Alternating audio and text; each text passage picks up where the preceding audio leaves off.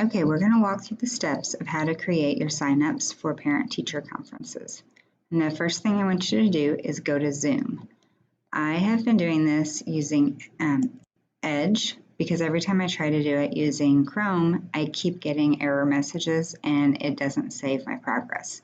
So I'm going to use Edge. I've already gone to zoom.us and I've signed into my account. So now I'm going to schedule a meeting. And I'm going to call it Parent-Teacher Conferences.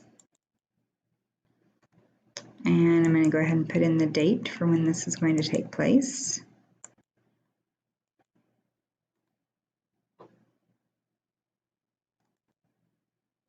And the time. So I've got them starting on October 5th, 4:30 p.m. for 3.5 hours.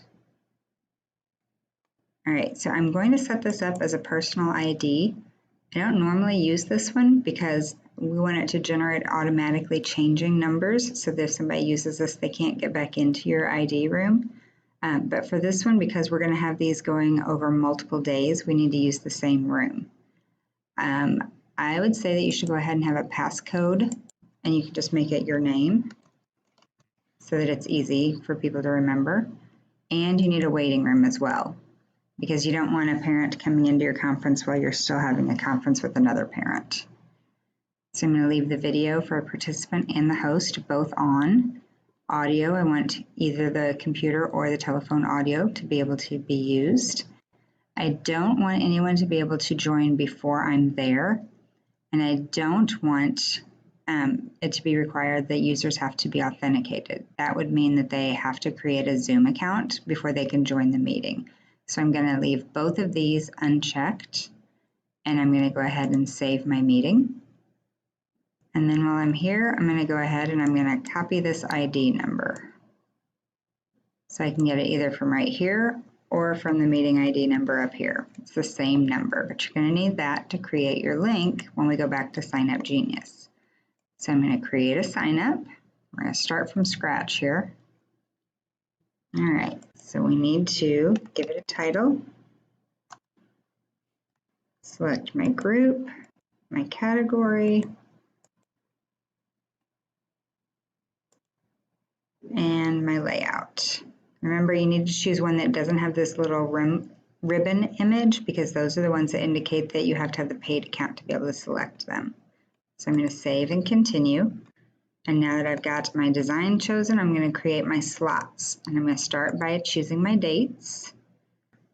I'm going to change this to add time slots. And the days of the event, we're going to go from October 5th through to the 7th.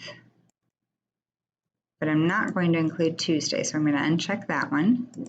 My time range is going to be from 4:30 p.m.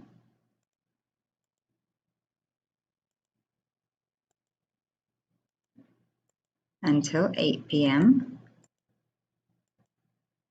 And they're going to be every 10-minute slots. And then I'm going to click on this little camera, and that's where I'm going to paste my link to that ID that I copied a while ago. And it's going to create a link to the Zoom meeting for me. Okay, so now I'm going to add those 42 time slots. And for some reason, that has created all those time slots, but it still makes me add a slot here and give it a title.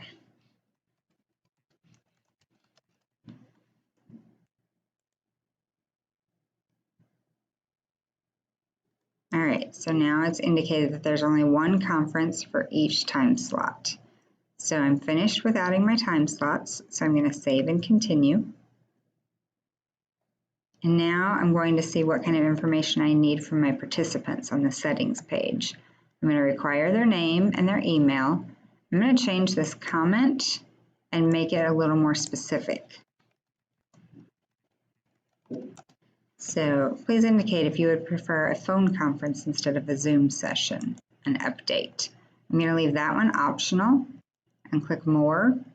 I'm going to also ask for their phone number so that way if they want a phone conference, I have their phone number and I'm calling them instead of them calling me while I'm still in the middle of a Zoom session.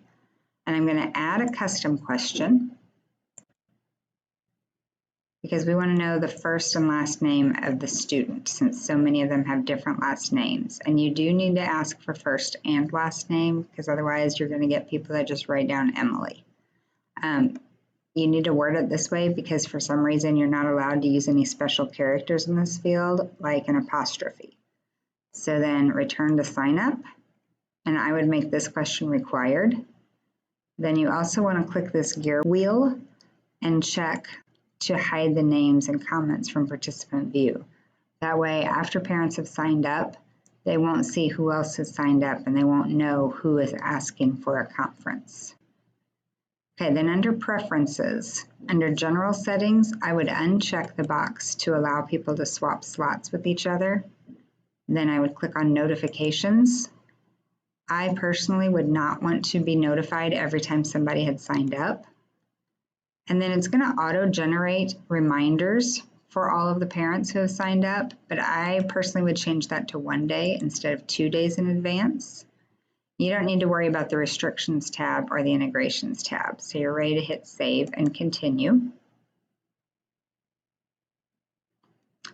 Okay, at this point, you're ready to publish. If you scroll down though a little bit, you can see what the preview is going to look like. So this is what the parents will see when they go to click for their time slot.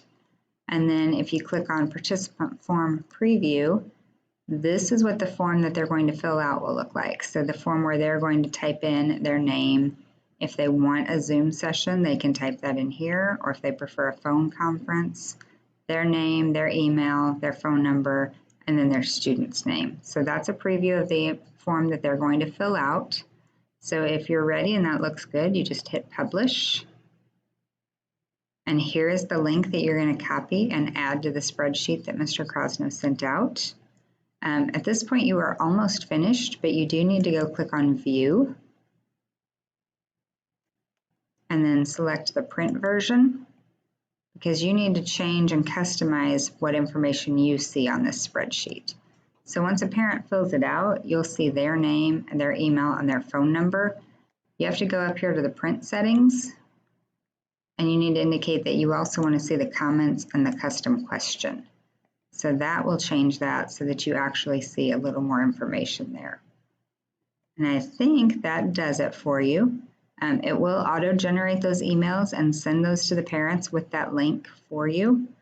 I'm waiting to see when it auto-generates those emails and sends them to me if it has the link in there. I know the one that sent as soon as they sign up does, but the one that's a day ahead of time, I want to make sure that that one has that link as well. So I will let you know about that, and if we need to customize those emails that go back, I will send you information about that later on. If you have any questions about this, you guys let me know.